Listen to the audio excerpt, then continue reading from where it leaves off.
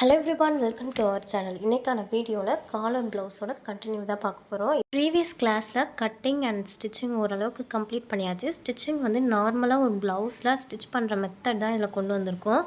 Lining ப்ளவுஸில் நம்ம use பண்ணுற சேம் மெத்தட் தான் காலர் ப்ளவுஸ்க்கும் பேக் ஃப்ரண்ட் எல்லா இடத்துலையுமே நம்ம ஸ்டிச் பண்ணி ஆகணும். இப்போது கை வந்து ஸ்டிச் பண்ணிகிட்ருக்கேன். கையுமே வந்து நார்மலாக ஒரு சென்டர் போர்ஷன்லேருந்து தான் ஸ்டார்ட் பண்ணிவிட்டு எண்ட் வரைக்கும் ஃபினிஷ் பண்ணிவிட்டு அகெயின் அந்த எண்ட்லேருந்து சென்டர் டு எண்ட் இந்த மெத்தடில் தான் நம்ம ஸ்டிச் பண்ணிட்டு வருவோம். சேம் மெத்தடில் நீங்கள் ஃபாலோ பண்ணி கை வந்து ஃபினிஷ் பண்ணிக்கோங்க. இப்போ லைட்டாக ஒரு கட் கொடுத்தோம் இல்லையா, இது எதுக்காகனா பேக் அண்ட் ஃப்ரண்ட் சைடை கை ஜாயின் பண்ணுறதுக்கு முன்னாடி நீங்கள் கம்பேர் பண்ணி பாருங்கள்.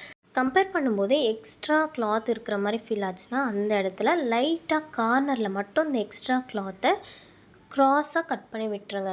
ரொம்ப டீப்பாக அந்த கையோட சென்டர் போர்ஷன் வரைக்கும் போய் கட் பண்ணணுன்னு கிடையாது.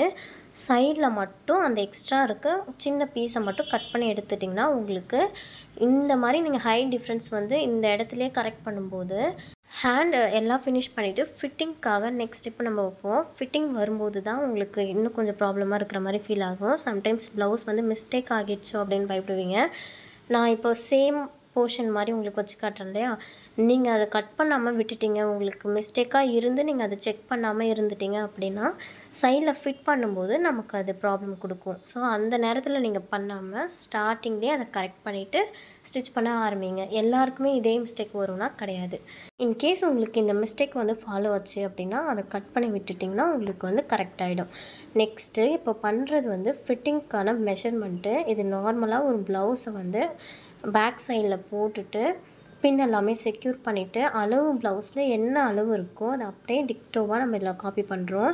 இந்த மெத்தட் தான் நான் உங்களுக்கு ஸ்டார்டிங்லேருந்து சொல்லிட்டு வந்திருப்பேன். பட் நம்ம ஸ்டிச்சிங் மெஷர்மெண்ட்டும் ஆட் பண்ணியிருப்போம். அதுபடி நம்ம வச்சு தைக்கலாம். இந்த மெத்தட் யூஸ் பண்ணோன்னா இப்போ ஸ்டிச்சிங் மெஷர் 2 இன்ச் நம்ம ஆட் பண்ணியிருப்போம். 2 இன்ச்சுக்கு ஏற்ற மாதிரி நம்ம தைச்சிட்டு போனோன்னா கொஞ்சம் டிஃப்ரென்ஸ் வரும். அந்த டிஃப்ரென்ஸை வந்து ஸ்டார்டிங்லேயே கரெக்ட் பண்ணிக்கலாம். ஸோ அதில் என்ன மெஷர்மெண்ட் இருக்கோ அதை டிக்டோவாக எடுத்து நீங்கள் மார்க் பண்ணிவிட்டு ஸ்டிச் பண்ண ஆரம்பிச்சிங்கன்னா உங்களுக்கு பர்ஃபெக்டான மெஷர்மெண்ட் வந்து கிடைக்கும். ஃபிட்டிங் மெஷர்மெண்ட் மார்க் பண்ணிவிட்டு ஸ்டிச் பண்ண ஸ்டார்ட் பண்ணும்போதே ஸ்டார்டிங்கில் ரஃப் கொடுத்துட்டு அதுக்கப்புறம் எண்டிங்கில் ஒரு ரஃப் கொடுக்கணும்.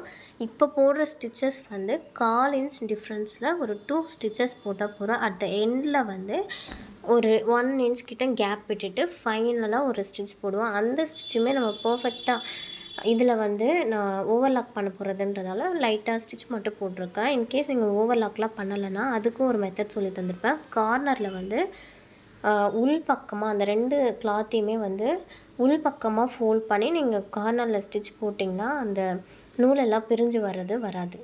இந்த வீடியோவில் காலர் ப்ளவுஸ்க்கு ஸ்டிச்சிங் மட்டும் சொல்லி தந்திருக்கேன். பட் காலர் ஃபிக்ஸிங் வந்து நெக்ஸ்ட் வீடியோவில் உங்களுக்கு அப்லோட் பண்ணுறேன் கிளியராக.